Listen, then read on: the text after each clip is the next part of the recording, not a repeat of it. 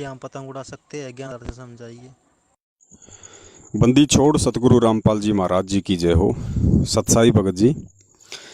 भगत जी, देखो, जो ये पतंग उड़ाने की जो बात है ना, ये हमें अब परमेश्वर के ज्ञान आधार से बहुत कुछ हमने चिंतन मनन करना पड़ेगा मालिक के ये सत्संग सुन के। क्योंकि हम जो भक्ति कर रहे हैं भगत जी, वो परंपरागत जो भक्ति है, जो इस संसार में जो लोकवेद के आधार पे की जाती है।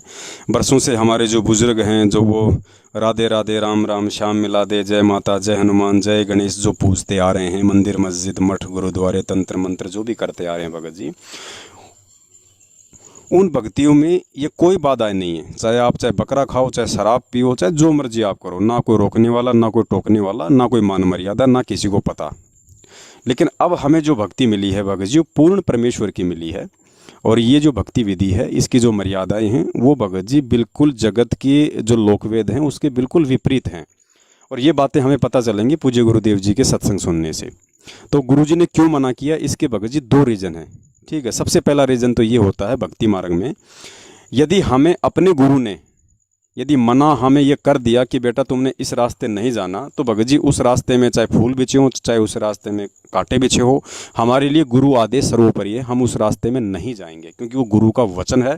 फिर भी यदि हम उस रास्ते में जाएंगे तो हम गुरु जी के वचन को काट के जा रहे हैं। गुरु के वचन की अवहेलना होने से फिर हम उस परमात्मा से ऑटोमेटिक भक्ति मार्ग से दूर हो जाते हैं।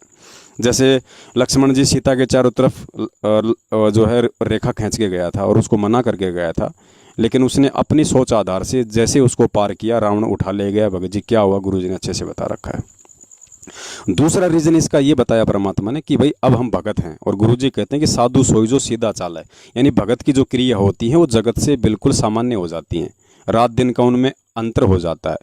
अब हम ये पतंग उड़ाएंगे तो भगत जी हमें इससे क्या मिलेगा? पतंग उड़ा के बताइए क्या मिलेगा? कुछ नहीं मिलेगा। गुरु जी ने बताया कि बेटा इससे तुम्हारे समय और समासों की बर्बादी होती है, तुम्हारे समय और समासों की बर्बादी होती है। और काल भगवान को जो है यही चाहिए इस समय कि कैसे ये जीव अपना समय बर्बाद करे, कैसे ये अपनी अनमोल समासें बर्बाद करे जो इसको मिली हुई हैं। तो ये दो रीजन है भगत जी मुख्य। वैसे तो परमात्मा दया करेंगे, आने वाले समय में दास जितने भी जो नियम हैं, जो पूज्य गुरुदेव जी के जो प्रथम नाम के समय 11 नियम दिए जाते हैं, 34 या 35 नियम जो सतनाम के बाद दिए जाते हैं, क्योंकि भगत समाज को इन फर्जी नामदान केंद्रों पे भगत जी नियम नहीं बताए जा रहे बेचारों को। और नियम तो क्या बताए जाएंगे भगत जी, आप मालूम कर सकते हैं अगर कोई नया भगत हो जिसने 2014 के बाद नाम लिया हो। ज़्यादातर भगत जिनको अभी ऑनलाइन नाम दीक्षा मिली है इस लॉकडाउन के दौरान, वो आपको यही कहेंगे कि भगत जी हमें तो काफ़ी दिनों बाद पता चला कि गुरु जी तो जेल में हैं। उन्हें तो ये तक नहीं पता था कि हमारा गुरु कहाँ है। तो बताइए भगत जी, जब ये लोग इतनी सच्चाई उन लोगों को नहीं बता रहे कि कहीं नाम ले या ना लेगा, इतना इनको भय है, ये नियम कहाँ से समझाएंगे? अभी एक आसाम से भक्तमती है, उसकी रिकॉर्डिंग मैं आपको भेजूंगा भगत जी। उसने मधु को फ़ोन किया, मधु बहन को, और उसने कहा कि बहन जी मुझे ये मंत्र जाप करने हैं या नहीं करने हैं, या फिर मैं ये मंत्र जाप ठीक कर रही हूँ नहीं कर रही हूँ। बोले क्यों भाई, आप ऐसा क्यों पूछ रही हो? आपको नाम मिला? बोले हाँ मिला। कब? लॉकडाउन में मिला। किससे? मोबाइल से मिला। तो आपको बताया नहीं गुरुजी ने कि मंत्र जाप कैसे करने हैं, ये मंत्र सही हैं या गलत हैं? बोले बहन जी गुरुजी ने जो मोबाइल से जो नाम दिया था मुझे तो कुछ समझ में नहीं आया, ना मुझे कुछ सुनाई दिया, कोई आवाज़ ही नहीं आ रही थी। तो बोले आपने उनको कहा नहीं कि मुझे आवाज़ नहीं आई? बोले मैंने कहा था। उन्होंने कहा जी कोई बात नहीं, हम आपके घर पे मंत्र कार्ड पहुंचा देंगे। तो फिर उन्होंने मेरे घर पे किसी को भेज के मंत्र कार्ड पहुंचाया। तो मैं इसलिए बहन जी आपसे पूछना चाह रही हूँ कि ये मंत्र सही हैं या गलत हैं, अब बताओ भगत जी। उसने गुरुजी के मुख से वो मंत्र सुने ही नहीं और डायरेक्ट जाके उसको कार्ड पकड़ा के आ गए। तो बताओ भगत जी क्या होगा उन आत्माओं का?